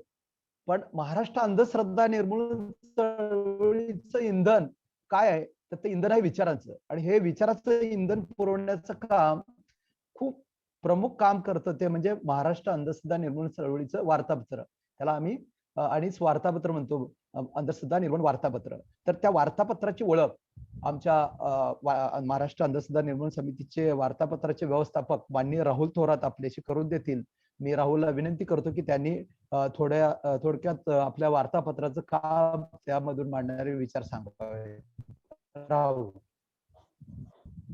धन्यवाद अण्णा. सर्वांना नमस्कार. अंधश्रद्धा निर्मूलन वार्तापत्र हे मासिक आपल्या महाराष्ट्र अंधश्रद्धा निर्मूलन समितीचं मुखपत्र आहे. शहीद डॉक्टर नरेंद्र दाभोळकर यांच्या प्रेरणेतून 31 वर्षापासून हे मासिक अखंडितपणे प्रकाशित होत आहे. महाराष्ट्रातील सर्व जिल्ह्यात आणि जवळजवळ 350 तालुक्यात या मासिकाचं वितरण होतं. महाराष्ट्रातील सर्वाधिक खपाचे वैज्ञानिक मनोवृत्तीचे मासिक म्हणून ते आता सुपरिचित झाले आहे. या मासिकामध्ये वैज्ञानिक दृष्टिकोन, बुवाबाबांचा भांडाफोडाचे रिपोर्टिंग, चळवळीच्या विविध उपक्रमांची माहिती, अनिष्ट रूढी प्रथा परंपरांची चिकित्सा, आरोग्यविषयक लेख, छद्म विज्ञान विरोधी लेख, संविधान मूल्ये रुजवणारे लेख आणि महाराष्ट्रातील संत आणि समाज सुधारकांचा अंधश्रद्धा निर्मूलनाबद्दलचा वारसा सांगणारे लेख, तसेच जगभरातील रॅशनलिस्ट विचारवंतांचे लेख या मासिकामध्ये आम्ही दरमहा प्रसिद्ध करीत असतो. धर्मचिकित्सेवर वैचारिक लेखाची पण समावेश या मासिकामध्ये असतो. हे मासिक 36 पानांचं असतं आणि दर महिन्याच्या 1 तारखेला ते सांगलीमधून संपूर्ण महाराष्ट्रभर वितरित होतं. या मासिकाची वर्गणी 200 रुपये आहे. खरं तर ही वर्गणी 400 रुपये होती, पण जानेवारी पासून आपण त्या वर्गणीमध्ये 50% सवलत दिलेली आहे आणि सध्या ती वर्गणी फक्त 200 रुपये आहे. या 200 रुपयांमध्ये आपल्याला दर महिन्याला 36 पानांचा अंक मिळतो. त्याचबरोबर दिवाळीच्या वेळेला एक सुंदर असा 250-300 पानांचा दिवाळी अंकही या मासिकामध्ये, या वर्गणीमध्येच आपल्याला मिळतो. तर मला असं म्हणायचं आहे की आपण सर्व नवीन कार्यकर्ते आहेत. अंधश्रद्धा निर्मूलनाचा विचार आपल्या घरापर्यंत दर महिन्याला येण्यासाठी आपण सर्वांनी या मासिकाचं वर्गणदार व्हावं। याच्याबद्दलची अधिक माहिती आपल्या ग्रुपवर आपण देऊच। तसंच या मासिकाची आपण वेबसाईट सुरू केलेली आहे मागच्या वर्षापासून। या वेबसाईटचे जवळजवळ आता 35,000 वाचक झालेले आहेत आणि सगळ्यात सुंदर ही वेबसाईट सुरू आहे। जवळजवळ 400 लेख या वेबसाईटवर आहेत। aniswarta.co.in ही वेबसाईट आपण जाऊन नक्की पाहावी, त्याच्यावरील लेख वाचावेत। आपल्याला आवडणारे लेख आपण ते सोशल मीडियामध्ये शेअर करावेत अशी विनंती करतो। जे तरुण मुलं असतील आणि ज्यांना कॉम्प्युटरवर आणि मोबाईलवर अंक वाचण्याची सवय असेल त्यांच्यासाठी आम्ही खास सोय केलेली आहे। फक्त 50 रुपयामध्ये तुम्हाला वर्षभर PDF अंक आपल्या व्हॉट्सअपवर पाठवले जातील। ज्यांना डिजिटल अंकाची वर्गणी भरायची आहे 50 रुपये, तेही 50 रुपये भरू शकतात। आणि आमचं अंधश्रद्धा निर्मूलन वार्तापत्राचं फेसबुक पेज आहे, अंधश्रद्धा निर्मूलन वार्तापत्र या नावाचं। या फेसबुक पेजलाही आपण लाईक करू शकता। तसंच संघटनेची नरेंद्र दाभोलकर थॉट्स नावाचं सुद्धा फेसबुक पेज आहे, या पेजला सुद्धा आपण लाईक करू शकता। सोशल मीडियाच्या माध्यमातून आणि या मासिकाच्या माध्यमातून आपण अंधश्रद्धा निर्मूलन चळवळीशी नक्की जोडले जाल। आपल्या विचारामध्ये नक्की भर पडेल, आपला दृष्टिकोन वैज्ञानिक होण्यामध्ये मदत होईल। तेव्हा मी अशी आपल्या सर्व नवीन प्रशिक्षणार्थींना विनंती करतो की आपण या मासिकाचे सभासद व्हावं आणि याच्याबद्दलचे डिटेल आपल्याला आपल्या ग्रुपवर नक्की आम्ही पाठवू। धन्यवाद अण्णा। धन्यवाद राहुल, खूपच सुंदर आणि कमी शब्दामध्ये मी जसं सांगितलं की आपल्या घरी हा विचारांचा धबधबा, पुरोगामी विचारांचा, परिवर्तनीय विचारांचा आणायचा असेल तर आजच तुम्ही या वेबसाईटला भेट द्या। आपल्या ग्रुपवरती सर्व डिटेल दिलं जाईल आणि हे मासिक तुम्ही जरूर स्वतः मागवा। त्याचबरोबर किमान काही लोकांना आपण याचे मेंबर आपल्या नातेवाईकांना, मित्रांना करावेत। लेख आवडल्यास इतरांना द्यावेत अशी आमची तुम्हाला विनंती आहे। आपल्याला सतत असे काही ना काही प्रश्न पडत असतात आणि चळवळीचा कार्यकर्त्याला तर खरं स्वतःला प्रश्न पडतात, त्याचबरोबर इतरही त्यांना काही लोक प्रश्न विचारतात। तर असे काही प्रश्न किंवा इथं आता 1-2 लोकांनी प्रश्न विचारले त्याच्यावर आपण नंतर बोलूया किंवा तेही घेऊन काय लोकांच्या मनात प्रश्न असतात त्याविषयीचं मंथन करण्यासाठी जे आपल्या चळवळीचे कार्यकर्ते, त्याचबरोबर एक माननीय हमीद दाभोळकर यांना मी विनंती करतो की आपण याविषयी थोडंसं बोलावं आणि आपण अंतिम टप्प्यात आलेलो आहे, अगदी वेळेत आपण हे शिबिर घेत आहोत। तर मी हमीदला विनंती करतो की त्यांनी आपले विचार मांडावेत। हमीद।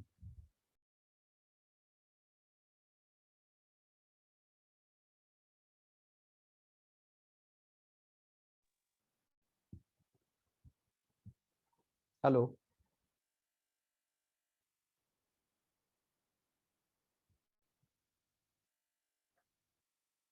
हमीदचं म्यूट आहे माईक, मला वाटतं कुणीतरी त्याचं अनम्यूट करावं। राहुल।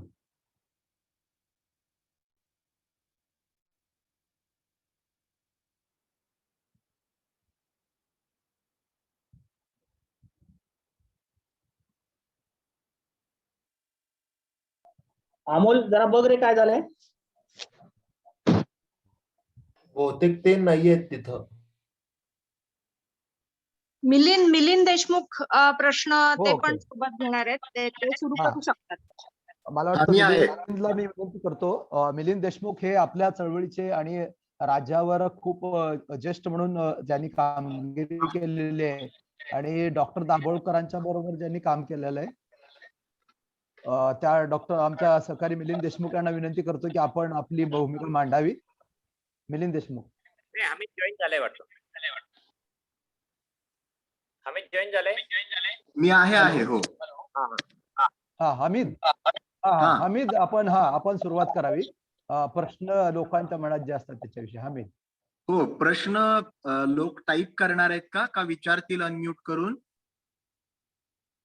नाही, साधारणतः लोकांच्या मनात काय प्रश्न आहेत त्याच्याविषयी बोलावं। आपण टाईप केलेल्या प्रश्नाचे उत्तर मी नंतर देईन, वाटलं तर त्यांना वैयक्तिक देईन त्यांना। ओके, नमस्ते तुम्हा सगळ्यांचं। माझा आवाज ऐकू येतोय ना? हो हो हो येतोय. हा, तुमच्या सगळ्यांचं मनापासून स्वागत आहे. तुम्ही अंधश्रद्धा निर्मूलनाच्या कामाशी जोडून घेताय. याचा मनापासून आनंद आहे. आणि किती मोठ्या एका परंपरेचा, इथल्या बुद्धिवादी परंपरेचा भाग होण्याची आपल्याला यामधून एक शक्यता, संधी निर्माण होतीये. अमित याचं जरा भान चेहरा हळूहळू दिसत नाहीये. अमित थोडा फोकस व्यवस्थित करणार.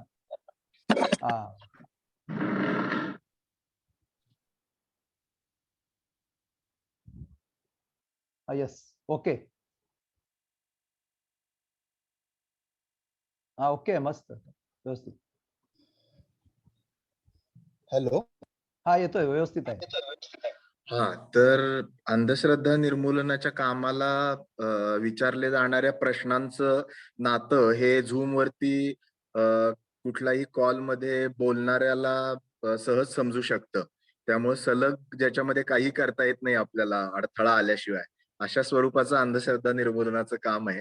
कारण सातत्याने समाज हा तुमच्याकडे अतिशय चिकित्सेच्या नजरेने बघत असतो. त्यामुळं डॉक्टर नरेंद्र दाभोळकर असं म्हणायचे की फट म्हणता ब्रह्महत्या होईल अशा स्वरूपाचं धोका या कामामध्ये अनेक वेळेला राहतो.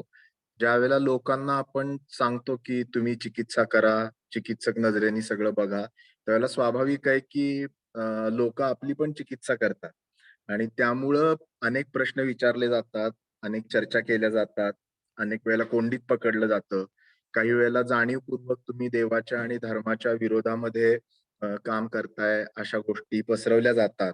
आणि या सगळ्याला जर उरलो आपण, तर जे डॉक्टर नरेंद्र दाभोळकरांना अनुभवाला आलं ते देखील प्रत्यक्षात अनुभवाला येऊ शकतं. म्हणजे डॉक्टर त्यांच्या भाषणामध्ये गॅलिलिओचं उदाहरण द्यायचे. त्यावेळेला आम्हाला असं वाटायचं की गॅलिलिओला मृत्यूदंड दिला, किंवा ब्रुनोचं उदाहरण द्यायचे की ब्रुनो या शास्त्रज्ञाला त्यांनी केलेल्या वैज्ञानिक मांडणीविषयी जिवंत जाळण्यात आलं. त्यावेळेला आम्हाला असं वाटायचं की हे काही आपल्या जीवनाचा भाग नाहीये, हे कुठेतरी लांब घडणारी गोष्ट आहे. पण प्रत्यक्षामध्ये डॉक्टरांच्या खुनामुळे आपण सगळ्यांनी ते अनुभवलेलं आहे. आणि त्यानंतर देखील त्याच्यातून निर्माण होणारे ताण आणि अस्वस्थता या देखील आपण अनुभवतोय. तर हे हे त्या निमित्ताने समाज म्हणून निर्माण होणारे खूप मोठे प्रश्न आहेत, जे थेट पण समाज आपल्याला विचारत नसतो, पण आपल्या आजूबाजूचे लोक आपल्याला विचारणार, जवळचे लोक विचारणार, तुमचे मित्रमैत्रिणी, नवरा बायको म्हणणार की काय गरज पडली अंधश्रद्धा निर्मूलनाचं काम करायची, दुसरं काही काम नाहीये का? अशा प्रश्नांपासून अनेक वेळेला स्वतःच्या कुटुंबापासून आपल्याला या गोष्टीची सुरुवात करायला लागते.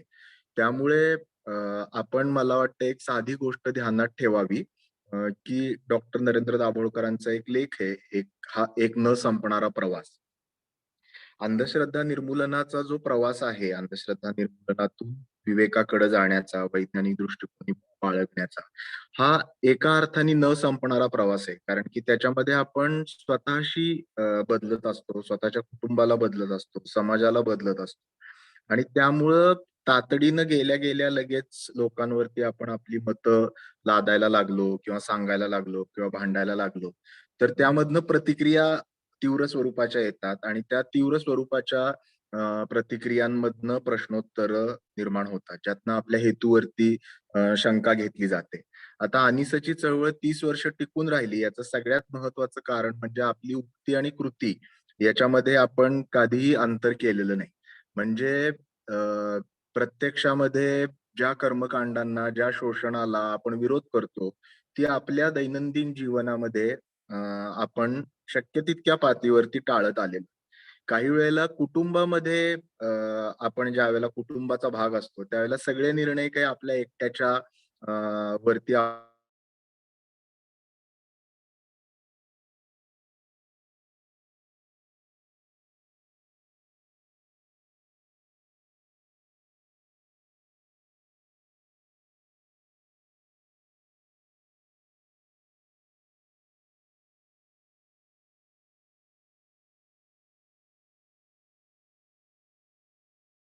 का नाहीत, संवाद करतायत का नाही, आणि यामधून निर्माण होणारे प्रश्न पुढे येतात. की एक महत्वाचा प्रश्न आपल्याला कायम, तुम्ही हिंदू धर्मातल्याच अंधश्रद्धांच्या विरोधामध्ये काम करता का? तर हा पूर्णपणे अपप्रचार करणारा आणि धादांत खोटा दिशाभूल करणारा प्रश्न आहे. कारण की आनिस सर्व धर्मातल्या अंधश्रद्धांच्या विरोधामध्ये काम करते. जादूटोणा विरोधी कायद्याविरोधी जे अभियान झालं कायदा होऊ नये म्हणून, त्याच्यामध्ये सातत्याने हा आक्षेप घेतला गेला की हा हिंदू विरोधी कायदा आहे.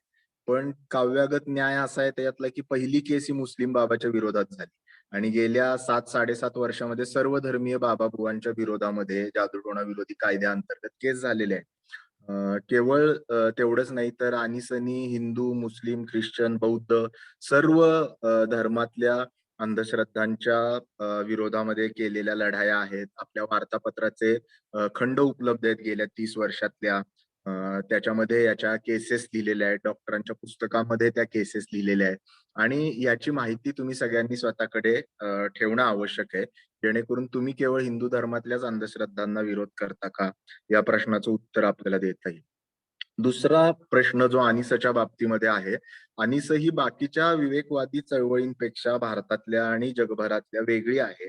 कारण की आनिसमध्ये येण्यासाठी आपण देव आणि धर्म नाकारण्याची अट ठेवत नाही. त्यामुळे तुम्ही देव धर्म न मानणारी माणसं आहे अशा स्वरूपाची आपल्यावरती आरोप, त्यामुळे तुम्हाला काय देव नको, धर्म नको, अशा स्वरूपाची आरोप आपल्यावरती केला जातो. त्याला आपण परत परत हे सांगायला पाहिजे की भारताच्या संविधानाने प्रत्येकाला स्वतःचा देव आणि धर्म मानण्याची अनुमती दिलेली आहे आणि त्याचा आम्ही आदर राखतो. आनिसमध्ये येण्यासाठी तुमचा देव आणि धर्म तुम्ही सोडून या अशी अजिबात अपेक्षा नाही. पण आणि तुम्ही तो धरून या अशी पण अपेक्षा नाही. तुम्ही जरी व्यक्तिगत पातळीवरती नास्तिक असाल तरी तुम्ही आनिसमध्ये येऊ शकता. व्यक्तिगत पातळीवरती तुम्ही धार्मिक असाल तरी तुम्ही आनिसमध्ये येऊ शकता. आपल्या धार्मिक धारणांची किंवा आपल्या नास्तिकतेची देखील चिकित्सा करण्याची तुमची तयारी आहे का नाही, आणि त्यातलं जे विज्ञानाच्या कसोटीवरती टिकतं ते धरून पुढे जाण्याची तुमची तयारी आहे का नाही, आणि ज्या ठिकाणी या गोष्टींच्या नावावरती शोषण होतं त्याच्या विरोधात आपण उभे राहतो का नाही, एवढं महत्वाचं आहे. त्यामुळं कोणी जर आपल्याला विचारलं की तुम्ही याच्या विरोधात आहात का, तर आपल्याला ठामपणे सांगता यायला पाहिजे की आम्ही याच्या संघटना म्हणून, व्यक्ती म्हणून आपली मतं वेगळी असू शकतात, संघटना म्हणून आम्ही याच्या विरोधामध्ये नाही. किंवा देवा धर्माच्या मध्ये एक खूप मोठा नीतिशास्त्राचा भाग आहे, मानवतेचा भाग आहे. त्या मानवतेचा म्हणजे तहानलेल्याला पाणी द्यावं, भुकेलेल्याला अन्न द्यावं, या स्वरूपाचे विचार करणाऱ्या धर्मशास्त्रातल्या परंपरेशी, कुठल्याही धर्मातल्या परंपरेशी आपण जोडून घेऊ इच्छितो. हे मला वाटतं आपल्या सगळ्यांना माहीत असणं आवश्यक आहे. तुम्हाला खाजगीमध्ये निरुत्तर करणारे प्रश्न लोक विचारणार, त्यामुळे आपण चिकित्सा करताना मला वाटतं एक कायम धारणा ठेवायला पाहिजे की जी आनिससाठी कायम फायद्याची राहिलेली आहे. डॉक्टर म्हणायचे की अंधश्रद्धा निर्मूलनाला क्रोधापेक्षा करुणेची आणि उपवासापेक्षा आपुलकीची गरज आहे. म्हणजे कुणाला तरी उघडं पाडायचं म्हणून आपण हे काम करत नाहीये, कुणाला तरी अक्कल शिकवायची म्हणून आपण हे काम करत नाहीये. आपण स्वतः अधिक उन्नत व्हावं आणि आपलं कुटुंब उन्नत व्हावं, आपला समाज उन्नत व्हावा, याच्यासाठी आपण हे काम करतो. त्यामुळे आपण ज्या वेळेला दुसऱ्याला उघडं पाडल्यासारख्या कृती करायला लागतो त्यावेळेला स्वाभाविक दुसरे लोक देखील पेटून उठून अशा स्वरूपाच्या कृती करतात. त्यामुळे आपण जर संवादी राहिलो तर निश्चित या गोष्टी होऊ शकतात. हळूहळू या प्रश्नांची उत्तरं देऊन देऊन आपली तयारी होते त्यांना सामोरं जाण्यासाठी, आणि त्यासाठी आपण आपलं वाचन, निरीक्षण आणि संवाद हे जर वाढवलं आणि एकमेकांशी जोडून राहील तर त्या वेळेला येणाऱ्या प्रश्नांची उत्तरं आपण नक्की देऊ शकू. धन्यवाद. हमीद, खरं तर 2 प्रश्न आलेले आहेत. त्यातला एक पहिला प्रश्न घेतो जो खूप महत्वाचा आहे. राजाभाऊ मगर म्हणून जालन्यावरून विचारलाय त्यांनी. हॅलो हॅलो हा, येतोय ऐकू, बोल. हा, तर त्यांचा असा प्रश्न आहे की कोविड काळात पण आता खूप अंधश्रद्धा पसरवल्या जात आहेत आणि त्या दूर करताना जो प्रबोधन आपल्याला करताना काय खबरदारी घ्यावी असं त्यांचं म्हणणं आहे. तर एकंदरीतच सगळ्याच अंधश्रद्धेचं प्रबोधन करताना काय खबरदारी घ्याविषयी थोडासा प्रकाश टाकावा. मी आता जे शेवटचं वाक्य म्हटलं ते परत आपण ध्यानात ठेवूया की अंधश्रद्धा निर्मूलनासाठी क्रोधापेक्षा करुणेची आणि उपहासापेक्षा आपुलकीची गरज आहे, असं डॉक्टर नरेंद्र दाभोळकर म्हणायचे.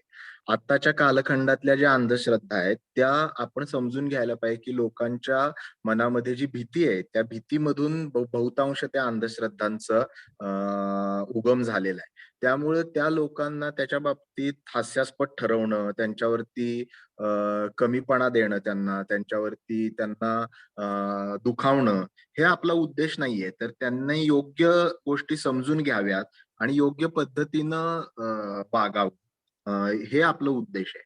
त्यामुळे गेल्या वर्षभरात अनिसनी मोठ्या प्रमाणात याच्याविषयी प्रबोधन केलेलं आहे, लेख केलेले आहेत. तर ते तुमच्या गटावरती आपल्याला टाकता येऊ शकतील. ज्या गोष्टी विज्ञानाच्या पातळीवरती कोरोनाच्या मान्य झालेल्या आहेत त्या गोष्टींविषयी आपण परत परत बोलायला पाहिजे. लसीकरणाविषयी बोलायला पाहिजे, सॅनिटायझेशन, मास्क विषयी बोलायला पाहिजे, सोशल डिस्टन्सिंग विषयी बोलायला पाहिजे. आणि ज्यांना आधार नाही त्या गोष्टींच्या विषयीची माहिती देखील समाजापर्यंत पोहोचवायला पाहिजे. पण हे करत असताना आपली भूमिका ही दुसऱ्याला झोडपून काढा किंवा बदलून काढा अशा स्वरूपाची नसून त्या लोकांना हे समजावून ते अधिक चांगल्या प्रकारचं वर्तणूक करतील अशा स्वरूपाचे असायला पाहिजे. खूप छान हमीद. आणखी एक प्रश्न आहे की करणी केलेल्या भोंदू बाबाचा जो छळ त्याच्याकडून केला जातो तर त्याविषयी काय महिला म्हणजे त्याच्याविषयी आपण माहिती कशी आहे किंवा त्याला कसं थांबवू शकतो? तर असं कोणीतरी प्रश्न एक आता सोपं याचं उत्तर असं आहे की आता जादूटोणा विरोधी कायद्याअंतर्गत कुठल्याही दैवी चमत्काराचा दावा करणे आणि त्याच्या माध्यमातून लोकांना फसवणे आणि ठकवणे हा गुन्हा आहे. त्याच्यामुळे करणीमध्ये दैवी चमत्काराचा दावा असतो म्हणजे तुमच्यावरती काही ना काहीतरी कुठल्या तरी दैवी कोपामुळे झालेलं आहे आणि त्यामुळं तुम्हाला हे करायला लागेल, ते करायला लागेल, बोकड कापायला लागेल, पैसे खर्च करायला लागतील असं सांगितलं जातं. त्यामुळं करणीच्या केसमध्ये जर ते ज्यांच्यावरती हे झालेलं आहे त्यांचं शोषण झाल्याचे काही पुरावे आपल्याकडे असतील तर आपण थेट केस दाखल करू शकतो आणि अनिसमध्ये याचा भरपूर अनुभव आहे. त्यामुळे तुम्ही आमच्याशी संपर्क करा, त्या ठिकाणी आपण केस दाखल करू शकतो. काही वेळेला त्या बाधित माणसाला हे कळत नसतं की आपण याच्यामध्ये गुरफटलेलो आहे आणि आपलं शोषण होतंय. त्यामुळे त्यांच्याशी काही वेळेला संवाद करून आपल्याला त्यांच्या मनाची तयारी करायला लागते की जेणेकरून ते अशा स्वरूपाच्या तक्रारी करू शकतात. याही पलीकडे जाऊन जादूटोणा विरोधी कायद्याअंतर्गत दक्षता अधिकारी नावाची एक तरतूद आहे ज्याच्यामध्ये त्या पोलीस स्टेशनचा सिनियर PI असतो. तो ज्या ठिकाणी असं जर कोणी करत असेल तर त्या ठिकाणी जाऊन पाहणी करू शकतो, माहिती घेऊ शकतो आणि गरज झाली तर त्याच्यावरती कारवाई पण करू शकतो. पण मी असं सुचवेन की या आव्हानात्मक गोष्टी आहेत ज्याच्यामध्ये काही वेळेला धोका निर्माण होऊ शकतो. त्यामुळे नवीन कार्यकर्त्यांनी तातडीनं हे करायला जाण्याऐवजी कुणातरी अनुभवी कार्यकर्त्याला बरोबर घेऊन अशा गोष्टींमध्ये पडावं. ओव्हर. धन्यवाद. आता अजून 2 प्रश्न आहेत म्हणजे एकच प्रश्न आहे खरं तर ग्रहणाचा महिलांवर काय परिणाम होतो का? मिलिंद घेतील, मिलिंद बरं, हा मिलिंद आहे ना? मिलिंद घे. आणि त्यानंतर दुसरं एक आहे की एक बेळगाववरून आपले कार्यकर्ते आहेत त्यांना तुझ्याशी बोलायचं, हमीद डॉक्टरांशी बोलायचं तर तुम्ही नंतर वैयक्तिक त्यांना बोला. तुमची विनंती स्वीकारली आहे आम्ही. आता मी आपल्या चळवळीचे एक ज्येष्ठ कार्यकर्ते आहेत मिलिंद देशमुख, ते थोडक्यात आपलं मनोगत मांडतील कारण संपत आलाय आपला कार्यक्रम. शेवटचे 6-7 मिनिटात आपण हे कन्क्लूड करत आहोत.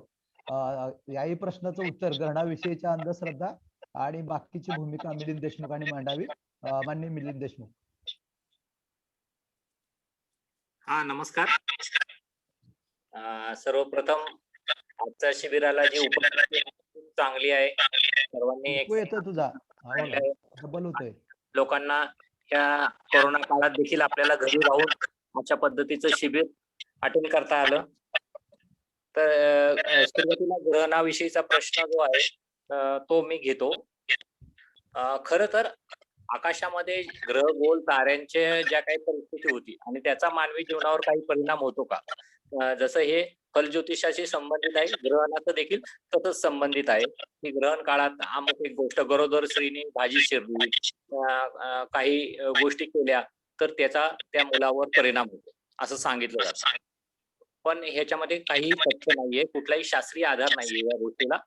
खरं तर ग्रह गोल तारे आपल्यापासून इतके लांब असतात आणि ग्रहण हा फक्त सावलीचा खेळ आहे. त्याच्यामुळे आपल्याला तुमचा व्हिडिओ बंद करा, आवाज खरखरतोय. ओके.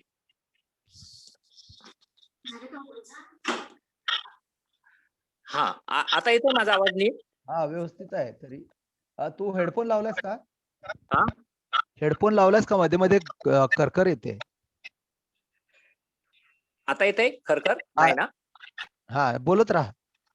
हा, अजून कोणाचा चालू आहे का स्पीकर? हा, बघू इतरांचे. हा, माझा बंद केला. ठीक आहे. मी पुन्हा एकदा बोलतो, ग्रहणाविषयी बोलतो. ग्रहणाचा मानवी जीवनावर असा काही परिणाम होत नसतो. खरं तर ग्रहण एक निसर्गातील अद्भुत गोष्ट आहे, जी आपण सर्वांनी अनुभवली पाहिजे. आणि आपल्याला माहिती आहे की विज्ञान इतकं प्रगत झालेलं आहे आणि खूप आधीपासूनच आपल्या ग्रहण कधी होणार आहे याचा एक चांगला अभ्यास करता येतो. कारण की ग्रहगोल ताऱ्यांची जी गती आहे ती एक नियमानुबद्ध आहे.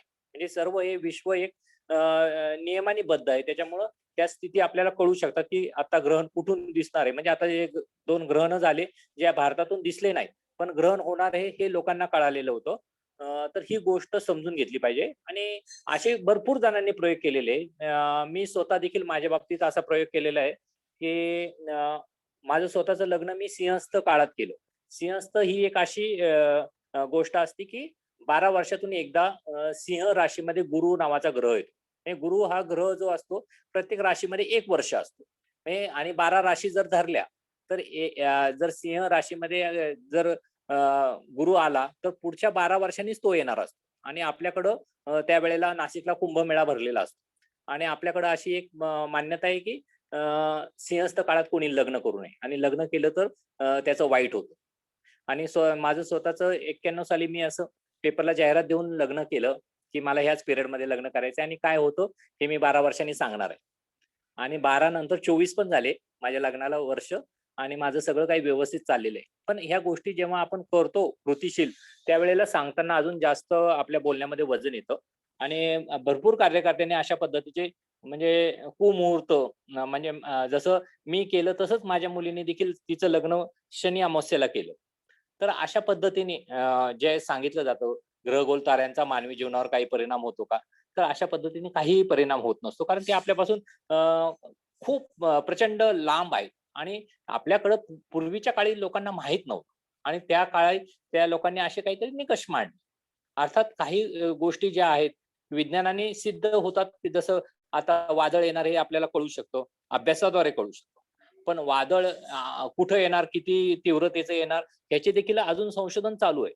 पण हे जे सांगितले जातात भविष्याच्या नावाखाली आणि ज्योतिषाच्या नावाखाली, ह्याला काहीही शास्त्रीय आधार नाही. त्याच्यामुळे अंधश्रद्धा निर्मूलन समिती सातत्याने ह्या गोष्टीला विरोध करत आलेली आहे. आणि ह्या गोष्टीला कोणतीही शास्त्रीय मान्यता नाही. अर्थात काही लोकांचे जसे 10 गोष्टीमध्ये 2 गोष्टी बरोबर आल्या की ते सतत सांगत राहतात की आम्ही सांगितलेलं बरोबर आलं, पण त्याला काही आधार नसतो. म्हणजे आसाममध्ये पूर येणार का नाही, तर दरवर्षीच पूर येतो. मग त्याच्यात काही वेगळं भविष्य सांगण्याची गरज नसती. पण अशा वेळेला अशा काही गोष्टी सांगितल्या, कोरोनाची साथ येणार आहे आम्ही 10 वर्षापूर्वीच सांगितलं होतं. खरं तर असं कोणी सांगितलेलं नसतं, पण कुठला तरी आजार होणार असं काहीतरी सांगितलेलं असतं, आणि मग त्याचा तो आधार घेतला जातो की आम्ही असं आधी सांगितलेलं होतं. पण सर्वांना माहिती की ह्या गोष्टी कोणालाही माहित नव्हतं की हे काय होणार आहे भारतामध्ये, किंवा भारतात नाही अख्ख्या जगभर या पद्धतीची अशी कोणतीही तयारी ना जगातल्या कोणत्या देशांनी करून ठेवली होती, ना आपण देखील करून ठेवली होती. त्यामुळं बऱ्याच वेळा अशा अनिश्चिततेतून अंधश्रद्धा वाढत असतात. काही वेळेला जसं हमीदने सांगितलं की भीती असते, आणि दुसरा एक मोह असतो. मोहातून पण काही अंधश्रद्धा तयार होत असतात. खरं तर आता सर्व नवीन आहेत कार्यकर्ते, प्रश्न आपल्याकडे भरपूर असू शकतात, पण ते आपण वेगळ्या पद्धतीने घेऊ. पण 2-3 गोष्टी मी आज समारोप करताना 2-3 गोष्टी सांगणार आहे. एक गोष्ट म्हणजे प्रत्येकाने आपल्या तब्येतीची काळजी घ्या. कोरोना काळात तर घ्यायचीच आहे, पण नियमित व्यायाम करा. नियमित कमीत कमी स्वतःच्या शरीरासाठी तुम्ही अर्धा ते 1 तास काढलाच पाहिजे. आणि तो नियमित तुमचं शरीर तंदुरुस्त राहिलं पाहिजे. आपण हा कार्यकर्त्यांना एक सातत्याने सांगतो. विवेक वाहिनीमध्ये कॉलेजच्या मुलांना सांगतो, पण व्यायाम हा सर्व वयोगटातील लोकांसाठी आवश्यक आहे. नंबर 2 ची गोष्ट आहे, जसं आपल्या शरीराला व्यायामाची गरज आहे, तशीच आपल्या मेंदूला देखील व्यायामाची गरज आहे. आणि मेंदूचा व्यायाम जर करायचा असेल तर काय करायचं, तर वाचन करायचं. आणि वेगवेगळ्या पद्धतीच्या गोष्टी म्हणजे पुस्तकं आपल्याकडं उपलब्ध आहेत. तर असे वेगवेगळ्या पद्धतीची पुस्तकं, विचाराची पुस्तकं जेव्हा आपण वाचू त्यावेळेला आपल्या मेंदूचा देखील व्यायाम होतो आणि मग आपण वेगळ्या पद्धतीने विचार करू शकतो आणि ते विचार परत तपासू शकतो. मग त्यामुळं आपले आधीचे विचार आणि नंतरचे विचार हे बदलतात केव्हा? ज्या वेळेला आपण काही नवीन गोष्टी त्या मेंदूला पुरवतो. म्हणजे मेंदू शेवटी कॉम्प्युटरच आहे आपला आणि त्या कॉम्प्युटरला जसं काही सॉफ्टवेअर आपण डाउनलोड करतो तसेच ह्या गोष्टी आपण इनपुट द्याव्या लागतात. अर्थात व्हायरस पण आहेत जगाभर अशा सगळ्या गोष्टीमध्ये, तशा मेंदूमध्ये त्या गोष्टी घ्यायच्या नाहीयेत आपण. म्हणजे तिसरी गोष्ट जी आहे मी सांगणार आहे ती म्हणजे व्यसन. व्यसनापासून आपण खूप दूर राहिलं पाहिजे. आपण कार्यकर्त्यांना सतत सांगत असतो की तुम्ही काय बोलता त्यापेक्षा तुम्ही कसे वागता हे लोक बघत असतात. त्यामुळं व्यायाम करा, वाचन करा, व्यसन कोणतंही करू नका. या 3 गोष्टी तर नक्कीच ठेवा. अंधश्रद्धा निर्मूलनाचं काम आपण करताना व्यक्तिमत्वाचा विकास नक्कीच होईल, ह्याची तुम्हाला मी खात्री देतो. धन्यवाद. Over to Prashant. धन्यवाद मिलिंद. खूपच प्रशांत, चांगली माहिती दिलेली आहे आणि आता जवळजवळ 1 तास आणि 20 मिनिटं झालेले आहेत, बरोबर 19 मिनिटं झालेले आहेत आणि आपण आता ह्या शिबिराचा समारोप करण्यासाठी आभार मांडण्याचं काम आपल्या आणि अंधश्रद्धा निर्मूलन वार्तापत्राचे संपादक आहेत आणि आमचे ज्येष्ठ मित्र सहकारी आहेत, मित्र आहेत, माननीय राजीव देशपांडे यांना मी विनंती करतो आणि तुम्हाला ही सांगतो की तुमचे प्रश्न अनेक असतील. आता ही सुरुवात झालेली आहे. आपण या ग्रुपवर अनेक लेख, भरपूर माहिती, काही व्हिडिओज आणि अजूनही काही दिवसांनी काही संवाद सत्र घेणार आहोत. तेव्हा एकाच दिवशी भरपूर जेवायचं असं काही आपण ठेवणार नाही आहोत कारण वेळेचं बंधन आहे. तर मी राजीव देशपांडे यांना विनंती करतो की त्यांनी आपलं आभार प्रदर्शन करावं. Over to Raju.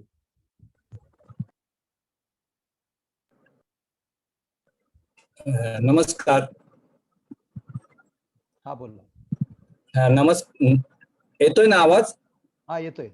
हा नमस्कार साथीनो.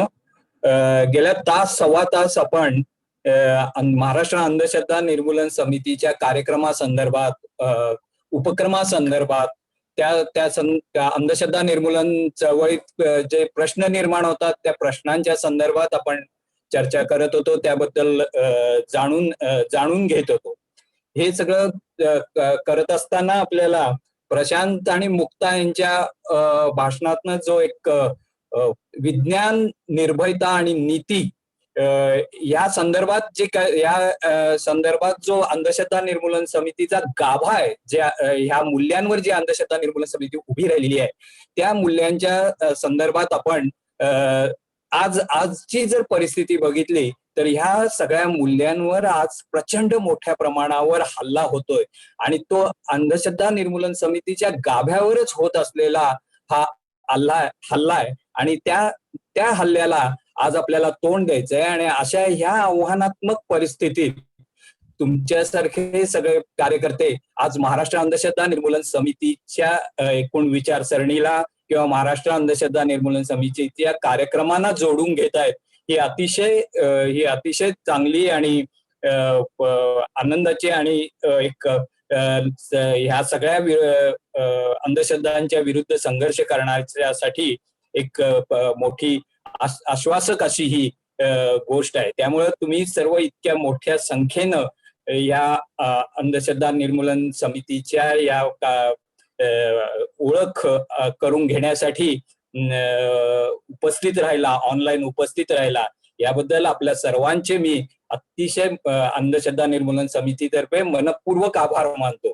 तसेच ज्या कार्यकर्त्यांनी हे सगळं आयोजन करण्यासाठी आपला वेळ, आपले श्रम दिले त्या सर्व कार्यकर्त्यांचे आणि ज्या वक्त्यांनी आपल्याला ह्या सगळ्या आव्हानांची पुसटशी का होईना खरं जाणीव करून दिली, या सगळ्या कार्यक्रमाच्या याच्याबद्दलची सुरुवात करून दिली, त्याबद्दल त्या सर्व वक्त्या कार्यकर्त्यांचे सुद्धा मी आभार मानतो. आणि हे सगळं तुमच्यासाठी पोहोचवण्यासाठी ज्या अमोल पाटील हे तंत्रज्ञाचं पण मी अनिसतर्फे आभार मानतो आणि थांबतो. धन्यवाद. Over to Prashant. धन्यवाद राजू. पुन्हा एकदा आपल्या सर्व पार्टिसिपंट्स आम्ही आभार मानतो आणि आजचा कार्यक्रम आपला थांबवतोय आपण, परंतु आपण नेहमी संपर्कात राहू. धन्यवाद.